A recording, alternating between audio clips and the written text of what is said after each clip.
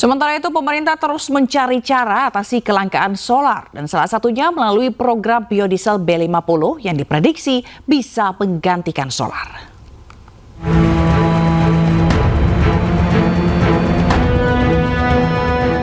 Program biodiesel B50 resmi beredar di publik sejak 1 Juli 2026 lalu.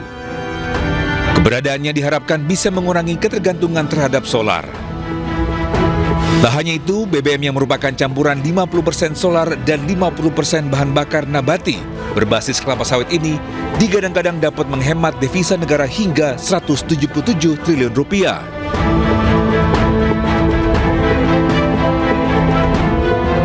B50 itu menunjukkan bahwa Indonesia bisa punya kekuatan sendiri karena dengan B50 solar itu kita tidak import lagi dan kita menghemat devisa 177 triliun.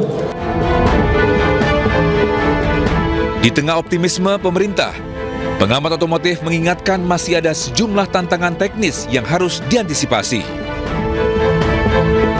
Masalahnya di dunia tidak ada. Jadi ketika teman wartawan, Pak ada nggak sih Pak info begini? Ya mana ada, orang di dunia nggak ada yang pakai sampai setinggi itu, sampai 50% gitu. Jadi di satu sisi pemerintah sah-sah aja menentukan gitu, tapi beri waktu agar semua merek yang ada dan yang mau masuk ke Republik ini siap. Pemilik kendaraan diesel disarankan melakukan perawatan lebih rutin, terutama pada filter bahan bakar dan sistem injeksi untuk mengantisipasi perubahan karakteristik bahan bakar.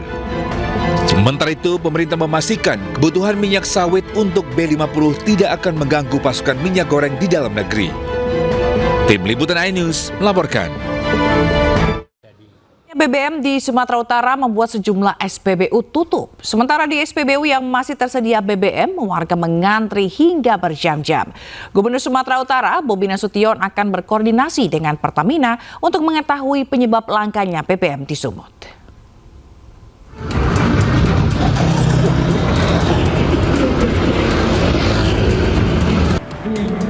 Sejumlah SPBU di Kota Medan dan Deli Serdang tutup lantaran kehabisan BBM. Warga pun mengantri di SPBU yang masih menyediakan BBM. Mereka rela menunggu berjam-jam demi mendapatkan BBM jenis Pertalite dan solar. Meski demikian, Pertamina mengklaim stok BBM di Sumatera Utara masih aman. Penyaluran BBM di sejumlah SPBU terus dilakukan. Sementara itu, menanggapi kelangkaan BBM di sejumlah SPBU, Gubernur Sumatera Utara, Bobi Afif Nasution mengatakan akan berkoordinasi dengan Pertamina dan mempertanyakan apa yang menjadi kendala. Dengan koordinasi dengan Pertamina, kendalanya di mana, apakah stoknya atau distribusinya. Kalau memang kendala tersebut nanti kita tanyakan apakah kalau misalnya distribusinya mungkin yang kita bisa bantu dan percepat, tapi kalau stoknya nanti kita tanyakan apa yang bisa dilakukan oleh Pertamina. Dan setelah ini nanti akan coba kami.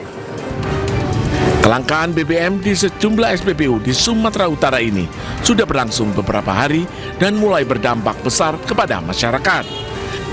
Dari Medan, Sumatera Utara, Aminur Rashid, iNews melaporkan.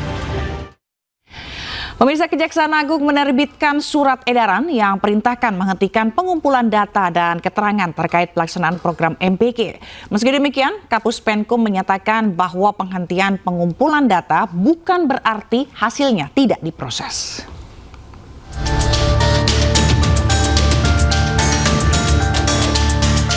Kejaksaan Agung menghentikan pengumpulan data dan keterangan terkait program makan bergizi gratis yang bermasalah.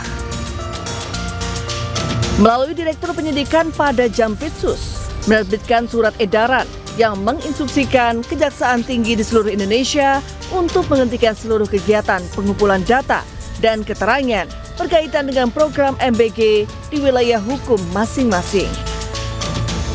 Sementara itu, Kepala Pusat Penerangan Hukum Kejaksaan Agung Anang Supriyatna menyampaikan bahwa surat tersebut diterbitkan setelah batas waktu pengumpulan data yang sebelumnya diberikan kepada jajaran Kejaksaan Tinggi selesai. Meski demikian, Kapus Penkum juga menyatakan bahwa penghentian pengumpulan data bukan berarti hasilnya tidak diproses. Namun, proses penyidikan dan pengumpulan alat bukti akan terus berlanjut sesuai dengan ketentuan hukum acara yang berlaku. Bantah rivalitas, Kapolri Jenderal Listio Sigit Prabowo temui Panglima TNI dan Jaksa Agung. Safari Kapolri ke Panglima TNI dan Jaksa Agung nantinya akan diteruskan hingga tingkat daerah.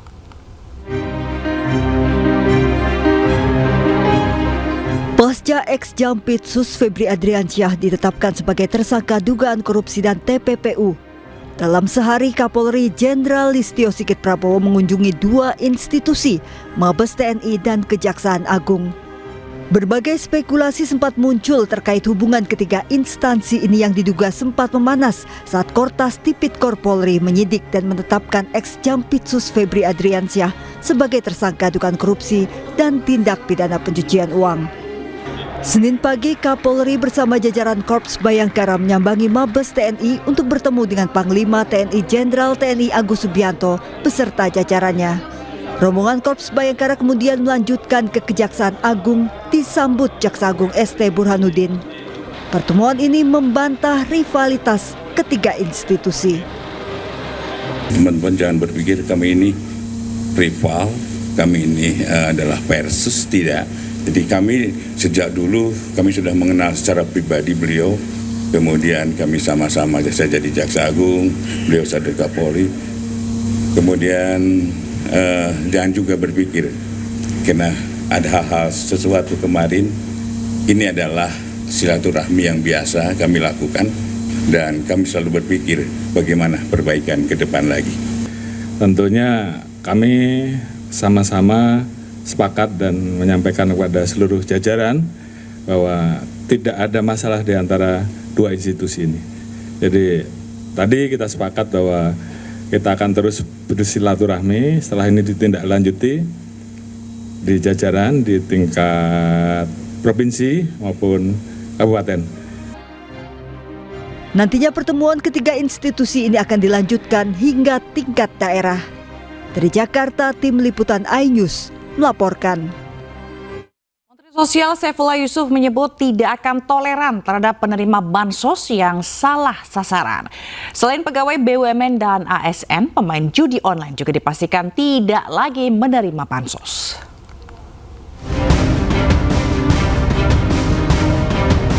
Kementerian Sosial saat ini tengah menuntaskan pembersihan data penerima bansos triwulan ketiga. Proses validasi ditargetkan rampung dalam 2 hingga 3 hari ke depan, sehingga bansos sudah bisa mulai disalurkan 20 Juli mendatang. Langkah ini dilakukan untuk memastikan tidak ada lagi bansos yang salah sasaran, seperti diberikan kepada warga yang sudah meninggal, pindah rumah, atau warga mampu yang sudah naik kelas. Selain itu, pegawai BUMN, ASN, serta masyarakat yang terlibat dalam aktivitas judi online juga akan masuk ke dalam negatif list atau daftar hitam penerima manfaat. Yang masuk negatif list ya tidak salurkan lagi. Misalnya yang judul gitu ya, yang ASN, yang BUMN, yang pegawai BUMN, ini kan kita konsolidasi terus itu. Yang negatif list kita keluarkan semua. Ya, ini terus kita lakukan, dan yang naik kelas juga enggak, yang salah sasaran juga enggak kita salurkan. Gus Ipul menyebut dari hampir 600.000 penerima bansos yang sebelumnya terindikasi judi online, kini hanya puluhan ribu yang masih mendapatkan bansos. Pemerintah masih memberikan bantuan karena setelah diverifikasi terbukti benar-benar membutuhkan. Namun jika mereka kembali kedapatan bermain judi online, Gus Ipul memastikan hak bansos mereka akan dicabut selamanya. Dari Jakarta, Rani Sanjaya, iNews melaporkan. Pemirsa, Kementerian Haji dan Umroh meminta dana sebesar 4 triliun rupiah ke Badan Pengelola Keuangan Haji. Permintaan dilakukan untuk biaya uang muka penyelenggaraan haji tahun 2027 ke Otoritas Arab Saudi. Permintaan dana sebesar 4 triliun rupiah Kementerian Haji dan Umroh ke BPKG diungkapkan Menteri Haji dan Umroh Muhammad Irfan Yusuf saat rapat kerja dengan Komisi 8 DPR RI. Permintaan dana dilakukan untuk pembayaran uang muka penyelenggaraan haji tahun 2027 ke Otoritas Arab Saudi. Pembayaran ini sesuai dengan ketentuan pemerintah Arab Saudi yang membuka pendaftaran mulai 15 Juli hingga 13 Agustus 2026. Selain kewajiban, pembayaran juga untuk mempertahankan lokasi tenda jemaah Indonesia di musim haji 1447 Hijriah untuk kembali digunakan untuk musim haji 1448 Hijriah. Jumlahnya 8.800 sekian, sekitar Saudi Rial sekitar 4 triliun lebih 7 miliar sekian. Tenggatnya kapan Bapak? Apa? Tenggatnya besok dimulai pembayaran. Pola yang dilakukan oleh pemerintah Saudi, pembayaran itu dianggap sebagai bagian kepastian bahwa kita akan ikut mengirim jemaah haji tahun depan. Kalau kita nggak melunasi, kita tidak membayar uang muka, itu dianggap kita mungkin tidak mengirim jamaah haji tahun 2027, sehingga slot tempat-tempat yang sudah kita pakai selama ini akan diberikan kepada negara lain yang demikian juga mungkin nanti jika ada slot negara lain yang selama ini kita anggap baik dan di negara lain belum bayar, kita akan menggunakan slot negara lain itu. Itu pola permainannya. Hari ini penyidik Kortas Tipikor Polri kembali datangi gedung Kejaksaan Agung. Mereka membawa sejumlah barang diduga terkait pelimpahan perkara yang melibatkan mantan Jampitsus. Penyidik Kortas Tipikor Polri dan Ditreskrimsus Polda Metro Jaya tiba di Kejagung Rabu siang. Rombongan tiba sekitar pukul 11 siang membawa dokumen penyidikan.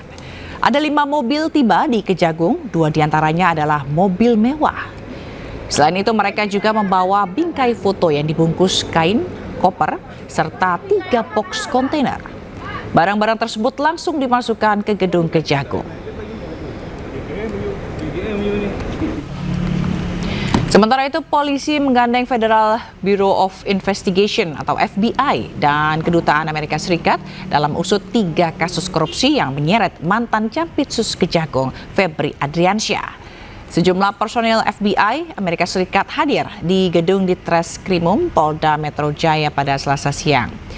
Keterlibatan FBI untuk mengecek barang bukti dolar yang disita polisi.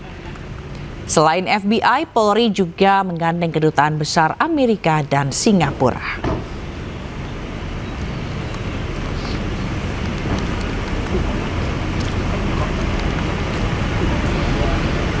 Setelah ex-Jampitsus ditetapkan sebagai tersangka korupsi dan pencucian uang, DPR didesak untuk segera sahkan RUU Perampasan Aset. Dengan disahkannya RUU Perampasan Aset, maka negara mudah mengambil alih harta hasil korupsi.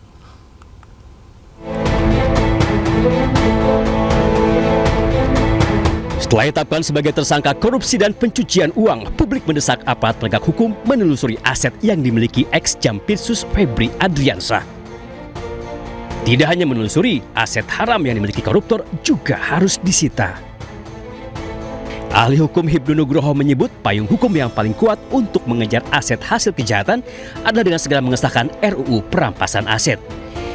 Hibnu menyebut dengan sahnya RUU Perampasan Aset, maka semua aset hasil korupsi bisa diambil alih oleh negara. Terhadap kasus Pak Febri yang ditemukan emas, itu emasnya dari mana, perolehnya dari apa, dalam tindakan apa, itu sangat bisa ditentukan. Kalau memang tidak bisa menjelaskan dalam pemilikan, bisa dirampas oleh negara. Demikian juga uangnya, itu milik siapa, kepentingannya apa, buktinya apa. Tanah demikian juga, tanahnya dari mana, miliknya siapa, kepentingan apa. Disitulah yang sebetulnya kalau kita ingin mengadopsi undang-undang perampasan aset di negara-negara menlo, itu sudah bisa. Tapi tampaknya pemerintah masih hati-hati melakukan perumusan tindak pidana perampasan aset. Sayangnya sejak usulan Undang-Undang Perampasan Aset digulirkan tahun 2008 lalu, hingga kini DPR belum juga mengesahkannya. Belakangan justru muncul isu jika RUU Perampasan Aset telah dikeluarkan dari program prioritas 2026 dengan alasan melanggar hak asasi manusia. Ketua Komisi 3 DPR RI Habibur Rahman menepisnya. Menurut politisi Partai Gerindra itu, hingga kini DPR masih terus berjuang untuk mengesahkan RUU Perampasan Aset. Jadi nggak benar kalau ada hoax di media massa, ada meme-nya juga, tapi kebanyakan dari akun anonim mengatakan DPR menolak pengesahan RUU Perampasan Aset. Faktanya ini udah 3 masa sidang ini kita terus gaspol RDPU ya, terus membahas ya pembentukan undang-undang perampasan aset ini. Febri Ardiansyah ditetapkan sebagai tersangka korupsi untuk 3 kasus besar. Uang 476 miliar rupiah dan 74 kg emas ditemukan di rumahnya. Dalam laporan harta kekayaan penyelenggara negara atau LHKPN, ex-Jampitsus Febri Ardiansyah hanya tertera 18,26 miliar rupiah, sementara jumlah uang tunai yang disita 30 kali lipat dari harta yang dilaporkan.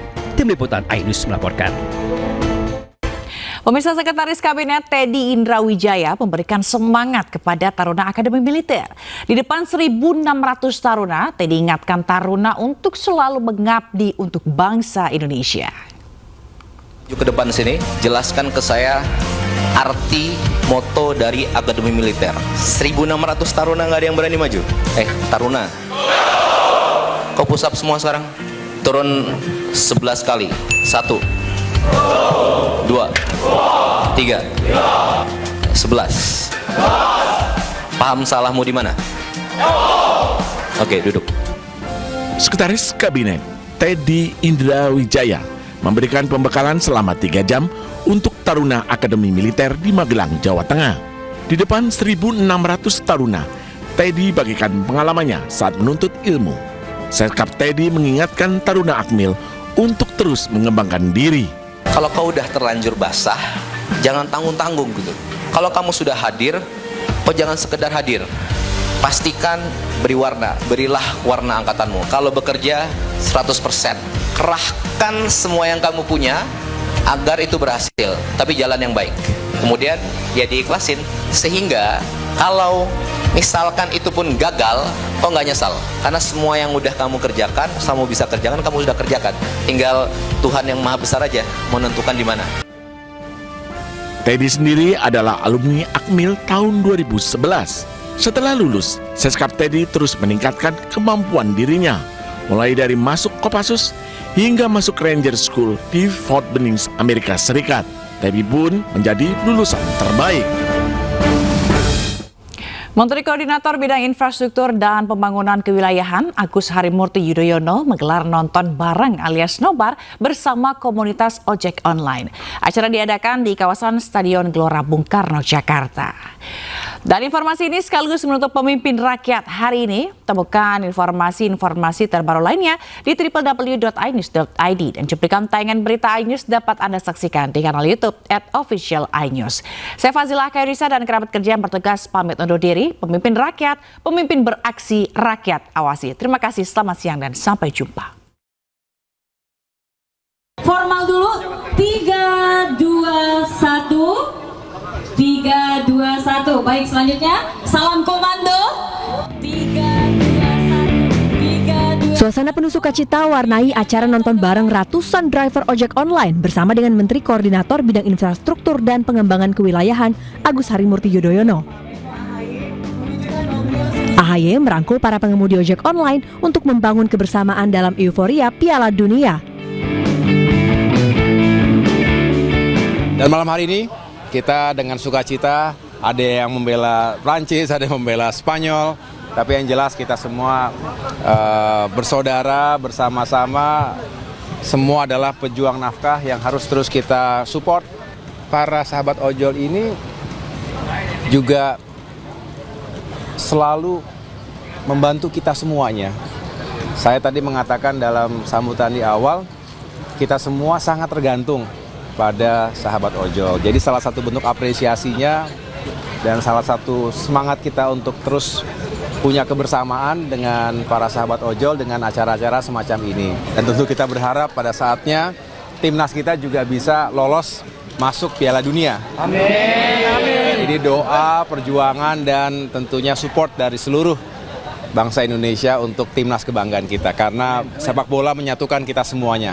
Saya senang nih untuk Bapak AHY, saya terima kasih buat beliau karena acara ini diapresiasikan untuk kami para ojol yang berjuang di jalanan untuk keluarga. Semoga beliau sehat selalu lah. Dalam pertandingan Spanyol melawan Prancis tersebut, tim jagoan AHY yakni Prancis terpaksa harus rela takluk oleh Spanyol dan gagal melaju ke partai final dunia. Dari Jakarta, Muharlin Rizky Julianto, iNews melaporkan.